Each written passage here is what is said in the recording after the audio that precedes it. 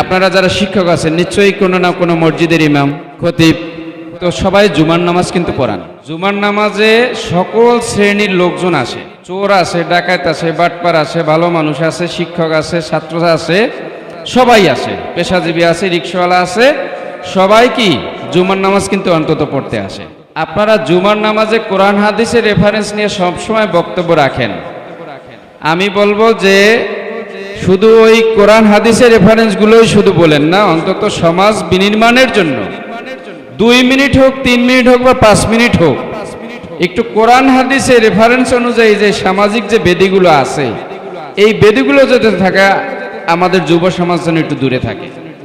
যুব সমাজকে একটু সবক দিবেন এবং এই যুবকদের লালন পালনকারী যে পিতামাতা আছে তাদেরকেও একটু সবক দিবেন। তারা যেন তাদের সন্তানকে সন্ধ্যার পরে কোনোভাবেই ঘরের বাহিরে বের হতে না দেয়। দিনের বেলা কিন্তু সে খারাপ পথে যেতে পারে না। যত অপকর্মী মানুষ কি করে, রাতের বেলায় করে, সন্ধ্যার পরে করে, অগোচরে করে, অন্ধকারে করে।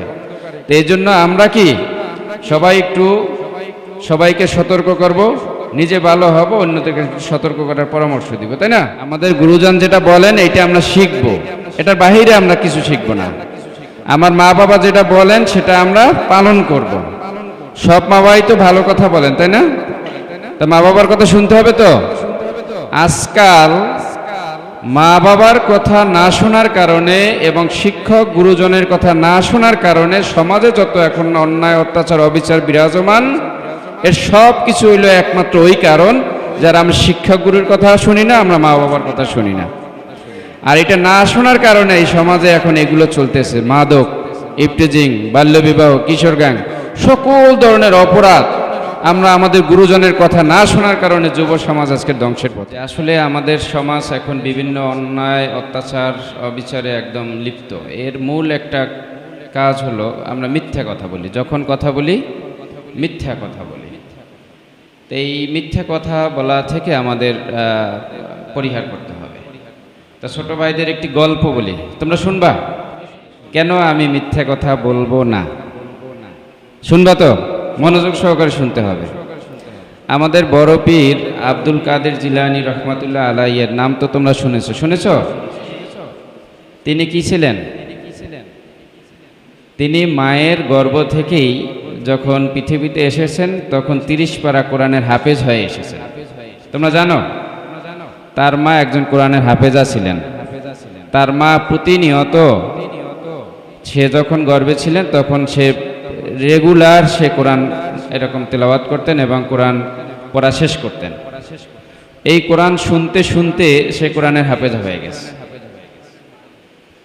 একদিন উনি শিক্ষা গ্রহণের জন্য নিজ বাড়ি থেকে বাগদাদের উদ্দেশ্যে রওনা হয়েছেন। তার মা তার কাপড়ের ভিতরে সেলাই করে 40টি স্বর্ণ মুদ্রা দিয়েছেন।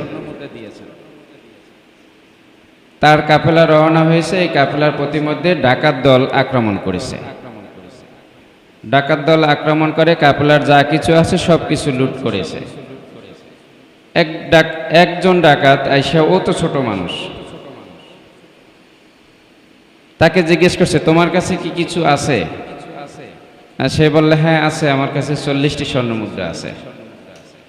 তখন ডাকাতের যে জিজ্ঞেস করলো সে বলল তুমি কি আমার সাথে মস্করা করতেছ? বলছে না, আমার কাছে 40টি স্বর্ণ মুদ্রা আছে। এই কথা শুনে ওই ডাকাত যে ব্যক্তিটি সে তার ডাকাত সর্দারের কাছে হুজুরকে নিয়ে গেলেন।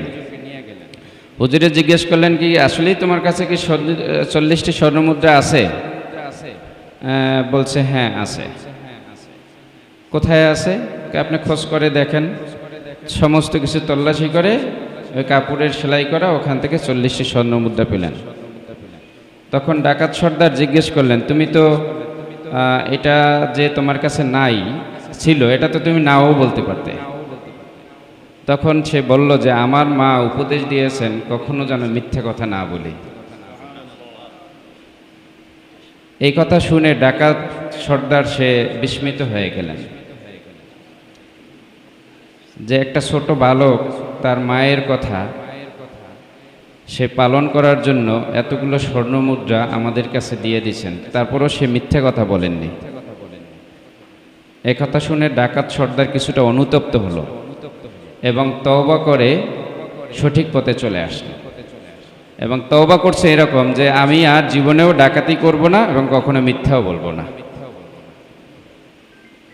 তো এটার অর্থ তোমরা বুঝতে পারছো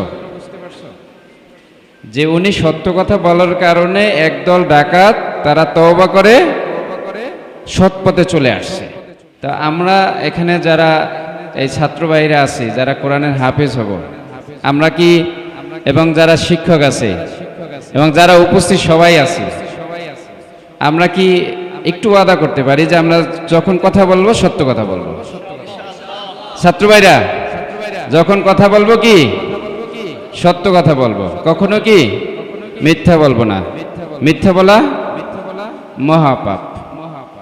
তা আমাদের মা বাবা যা শিখান এবং আমাদের গুরুজন যারা শিখান, সেই শিখানোর পথটাকে কি আমরা অন্তরে ধারণ করব, তাই না? আমাদের গুরুজন যেটা বলেন এটা আমরা শিখবো, এটার বাহিরে আমরা কিছু শিখবো না। আমার মা বাবা যেটা বলেন সেটা আমরা পালন করব।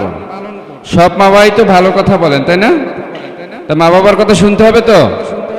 আজকাল মা বাবার কথা না শোনার কারণে এবং শিক্ষক গুরুজনের কথা না শোনার কারণে সমাজে যত এখন অন্যায় অত্যাচার অবিচার বিরাজমান, এর সব কিছু হইল একমাত্র ওই কারণ যারা আমরা শিক্ষক গুরুর কথা শুনি না, আমরা মা বাবার কথা শুনি না। আর এটা না শোনার কারণে এই সমাজে এখন এগুলো চলতেছে, মাদক, ইফটিজিং, বাল্যবিবাহ, কিশোর গ্যাং, সকল ধরনের অপরাধ আমরা আমাদের গুরুজনের কথা না শোনার কারণে যুব সমাজ আজকে ধ্বংসের পথে। আউযু বিল্লাহি মিনাশ শাইতানির রাজীম। বিসমিল্লাহির রহমানির রহিম। আজকের হুফাজুল কোরআন ফাউন্ডেশন বাংলাদেশ এর 16তম জাতীয় হিফজ শিক্ষা বোর্ড পরীক্ষায় অংশগ্রহণকারী কচুয়া উপজেলার মুমতাজ A+ এবং মেধা তালিকায় উত্তীর্ণ ছাত্রদের সংবর্ধনা অনুষ্ঠানে উপস্থিত আছেন আমাদের উপজেলার সহকারী কমিশনার ভূমি জনাব আবু নাসির মহোদয়, এবং উপস্থিত আছেন আমাদের কচুয়া উপজেলার বিএনপির সম্মানিত সভাপতি খায়রুল আবেদিন স্বপন ভাই, এবং উপস্থিত আছেন আমাদের কচুয়া উপজেলার বিভিন্ন আলেম, বিশিষ্ট আলেম ওলামাগণ, এবং আমার সামনে উপস্থিত আছেন শিক্ষার্থীবৃন্দ। আর এই সামনে যারা আছে এরা কারা? এরা হলো এদের শিক্ষক, তাই না? সবাই ভালো আছেন ইনশাআল্লাহ?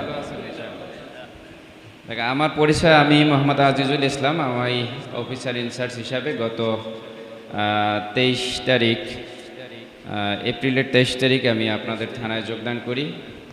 এর আগেও আমি 10 মাস এই থানায় ছিলাম। নির্বাচনকালীন বদলি হওয়ার কারণে শরীয়তপুর গিয়েছিলাম, আবার এখানে আপনাদের একান্ত চাওয়ায় আবার এখানে চলে আসতে পেরে আমি নিজেকে ধন্য মনে করছি। কারণ একজন অফিসার ইনচার্জ এক স্টেশনে 2 বার, এটা সাধারণত হয় না। তারপরে আমাকে যারা এনেছেন, যে আশা ভরসা নিয়ে এসেছেন, সেই আশা ভরসার জন্য আমি একটি প্রতিফলন ঘটাতে পারি, সেজন্য সবাই আমাকে দোয়া করবেন। আজকের আসলে এমন একটা অনুষ্ঠানে এখানে আমি যোগদান করেছি, এটা আমি মনে করি পৃথিবীর সবচেয়ে সুন্দর একটা অনুষ্ঠান, যে অনুষ্ঠানে কোরআনের কথা বলা হয়, আলেমোলামা উপস্থিত থাকে এবং হলো মাদ্রাসার শিক্ষার্থীরা উপস্থিত থাকে। এর চেয়ে সুন্দর অনুষ্ঠান, এর চেয়ে ভালো অনুষ্ঠান আর পৃথিবীর কোথাও হতে পারে না। এটাই হলো সবচেয়ে সুন্দর একটি অনুষ্ঠান। এখন আসলে আমি আজ অফিসার ইনচার্জ হিসাবে আমার ইসলামিক জ্ঞান ওই রকম নাই, তারপরে মোটামুটি চলতে পড়তে যতটুকু দরকার ততটুকু ছোটোবেলা থেকে মক্তবের মাধ্যমে বিভিন্ন মাধ্যমে শেখার চেষ্টা করেছি, বিভিন্ন বই পুস্তক পড়ে শেখার চেষ্টা করেছি।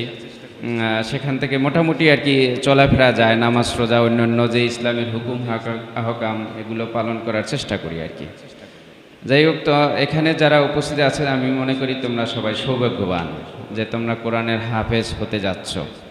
কেউ হয়তো হয়েছো, কেউ অর্ধেক পথে, তাই না? আর আমার সামনে যারা উপস্থিত আছেন শিক্ষকবৃন্দ, সবাই তো কোরআনের হাফেজ, তাই না? আমি শিক্ষার্থী ভাইদের জন্য একটা ছোট একটি পরামর্শ দেব, যে আসলে আমাদের সমাজ এখন বিভিন্ন অন্যায় অত্যাচার অবিচারে একদম লিপ্ত। এর মূল একটা কাজ হলো আমরা মিথ্যা কথা বলি, যখন কথা বলি মিথ্যা কথা বলি। তো এই মিথ্যা কথা বলা থেকে আমাদের পরিহার করতে